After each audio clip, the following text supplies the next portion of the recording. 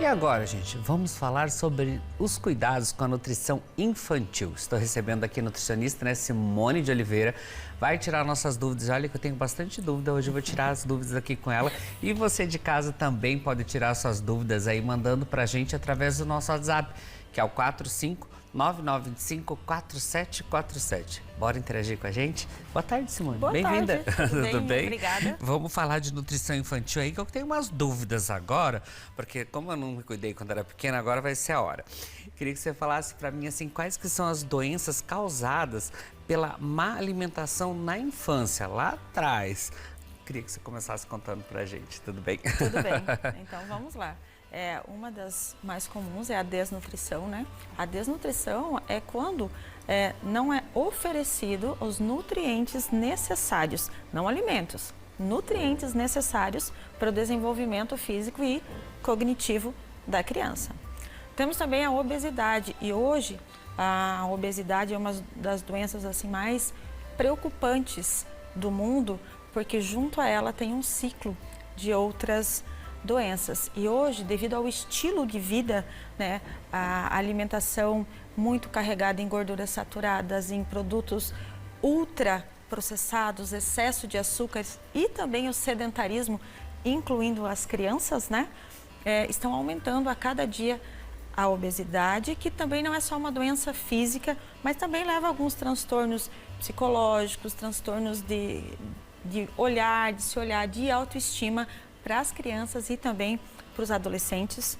A anemia ferropriva, que ocorre quando nós temos uma falta de ferro, e o ferro é essencial para o nosso organismo porque ele vai participar da produção da hemoglobina, que é quem carrega o oxigênio, né, para as nossas células, inclusive para o nosso cérebro.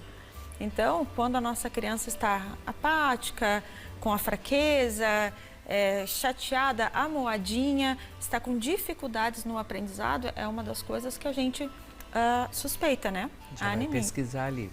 Exatamente, a anemia. E também uma que é muito conhecida e que às vezes não é vista como uma doença, mas é extremamente importante, são as cáries, né? As cáries ocorrem quando a alimentação é muito rica em açúcares, muito rica em alimentos à base de farinhas, que ficam ali grudadinhos nos dentes e propiciam um ambiente para que ocorra a desmineralização dentária. E essa falta de minerais nesse ambiente pode causar dor, e uma criança que sente dor não vai ter uma infância saudável, não vai ter um aprendizado legal, não vai se desenvolver da maneira adequada. E Simone, e assim, como que os pais devem ficar em alerta quando algo está errado com relação à nutrição das crianças?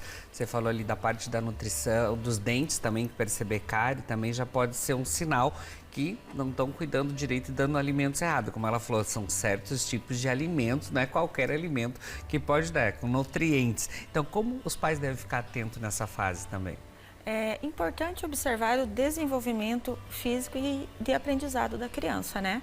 É lógico que cada criança, cada biotipo vai ter um crescimento esperado, né? Então, a gente tem várias tabelas, quando nós vamos ao pediatra, aos médicos, a nutricionistas, vão ter várias tabelas que vai colocar a criança dentro de uma curva de normalidade. Não necessariamente a criança magrinha e baixinha está em déficit de crescimento, ou está bem, ou a criança que é vista como gordinha e grande para a idade não vai estar saudável. Tem uma curva de normalidade, né? Crianças muito apáticas, aquela criança que reclama muito de cansaço, muita dor nas pernas, que tem muito sono, né? Que às vezes a gente diz que é a preguiça, também pode estar com déficit de nutrientes. Tá? Isso é bem interessante a gente salientar. A criança que está constantemente com aquelas doenças oportunistas, uma hora ela tem rinite, ela está sempre com o narizinho escorrendo, ela tem sinusite, qualquer mudança de temperatura, ela já começa a ter aquelas feridinhas na boca, aftas. Uma criança que tem um funcionamento intestinal que alterna muito, ou que ela é muito constipada, ou que tem muitos episódios de diarreia, também ela deve ser uma criança olhada com bastante atenção, levando em consideração que se ela está ou muito constipada ou com diarreia, o intestino está com um problema. E é lá no intestino que são absorvidos os nutrientes, as vitaminas, os minerais que nós consumimos, né? Uma alteração na microbiota intestinal vai deixar uma criança até mais irritada, porque é lá que são produzidos os hormônios que causam o bem-estar também. Então isso é bem interessante, o funcionamento intestinal da nossa criança. E é um ciclo.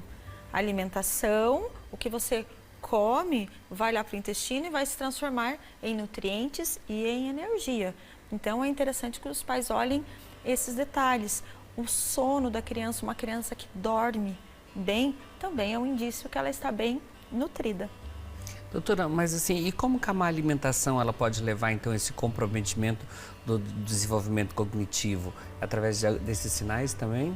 Também através desses sinais, porque assim, o desenvolvimento cognitivo ele é feito através de neurotransmissores e tudo que é produzido no nosso organismo depende de nutrientes. E nós temos alguns que têm uma influência maior ainda. Por exemplo, o ômega 3, né? O ômega ele faz parte de toda a questão de anti-inflamatório, de neurotransmissores. Ele vai agir como se fosse até uma fita isolante entre os neurônios, né? Isso vai propiciar um aumento de concentração, de memória, né? O ômega também faz parte da saúde da retina. Então, uma criança que vê bem consegue absorver conhecimento também. A questão do ferro, como eu já sinalizei, também é extremamente importante, porque o ferro vai fazer esse transporte de oxigênio, inclusive para o cérebro, né? E o zinco, que é um nutriente que eu acho bem importante falar dessa questão cognitiva, porque ele vai fazer um trabalho importantíssimo no sistema imunológico. Ele vai reforçar as nossas defesas. E aonde são produzidos 70% das nossas células de defesa? No intestino. Então, é aí que a gente precisa estar fomentando, fornecendo bons nutrientes e energia de qualidade para que a criança cresça, desenvolvendo não somente física, mas também o cognitivo dela. Mas, doutora Simone, mas sobre o colesterol, você falou no começo da matéria ali, já o colesterol alto na infância, assim, é preciso ter um cuidado maior ainda? Sim, é importantíssimo, porque o colesterol até um tempo atrás era muito ligado à pessoa idosa, ao adulto. E hoje nós já vemos muitas crianças com o colesterol alterado. E isso, a longo prazo, pode levar ele até um déficit na saúde cardiovascular. Então, o colesterol deve ser um exame da prática clínica.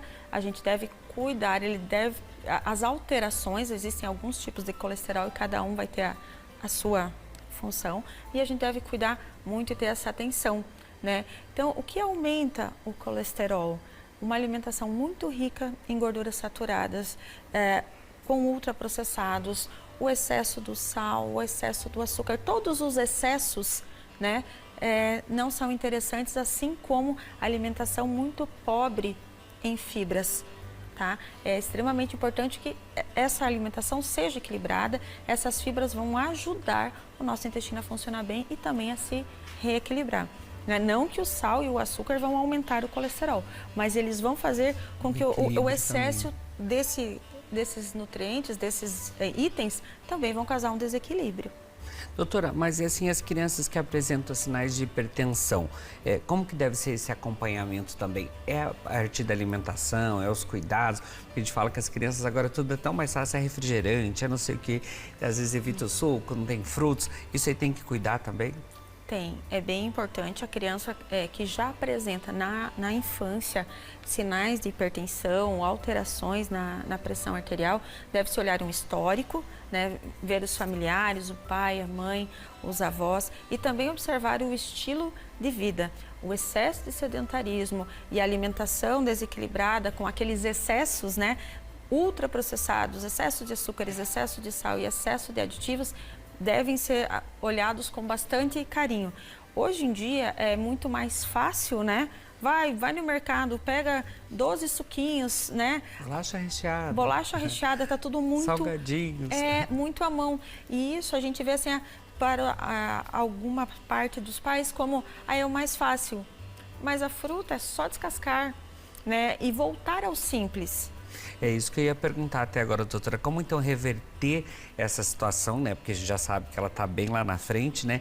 E quais dicas que a senhora daria para estimular a criança, então, ter uma alimentação saudável? Os pais levarem junto, mostrar as frutas, mostrar como é ali, de repente um pé de fruta, tem uns que não sabem nem como é. Esses detalhezinhos é importante? Isso é extremamente importante, trazer a alimentação para o cotidiano da criança, fazer com que ela faça parte daquilo. E não que o momento da alimentação seja aquele momento assim, guerra. Então, respeitar a criança, trazer ela para dentro, levar para o mercado, como você falou. Leva para o mercado, vê as frutas, porque às vezes você conversa com uma criança, ela entende salada como tomate e alface. Ela já fala, mato. Tem que ver com mato hoje. Ela nem reconhece, por exemplo, uma beterraba, porque não é o hábito. Né? E às vezes até os pais chegam e falam, olha, Nutri, eu queria muito que meu filho comesse legume. E aí você começa a conversar com o pai e eles não têm o hábito, né? Então, assim, como você quer que o seu filho faça, como que a criança aprende? Principalmente pelo exemplo. Então, quando você quer que a criança coma, faça na frente dela.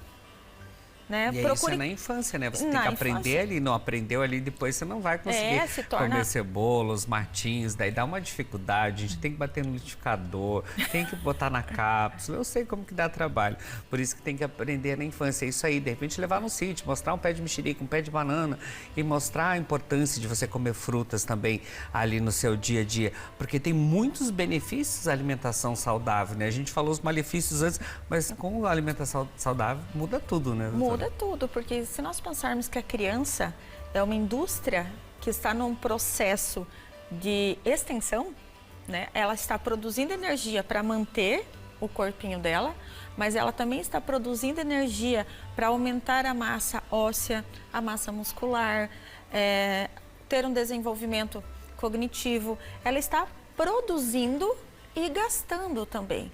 Então, a necessidade dela de ter alimentos saudáveis é muito grande. E o paladar, a gente monta, a gente processa ele na infância. Então, é por isso que a gente pede não dar açúcar para a criança até 2 anos, para que ela conheça todos os outros sabores. E uma coisa que eu acho bem importante, não tenha medo de mostrar. Então, mostra o maracujá, dá na colherinha, a laranja, o limão, desde a introdução alimentar, para que quando o seu filho estiver em um ambiente, ele saiba fazer boas escolhas. Não que ele vá numa festinha de aniversário e não vai querer um brigadeiro, não é isso. Mas que o restante, ele saiba escolher, saiba trazer bons nutrientes para ele. Né? E o pai, a mãe, a família está muito ligada a isso, muito forte esse exemplo para a criança. É isso aí, tá vendo, gente? Exemplo para todos, não só para as crianças, porque eu sei que tem muitos adultos que se identificaram ali. Mas tá ali, ó, o Insta da doutora Simone. Você quer interagir, quer ter mais dicas também, ó, siga ela lá, que ela dá umas dicas bem interessantes até para as crianças que não gostam de comer, começarem a comer. Doutora, gratidão. Obrigado. Muito obrigada. Bom retorno ao consultório. Obrigada.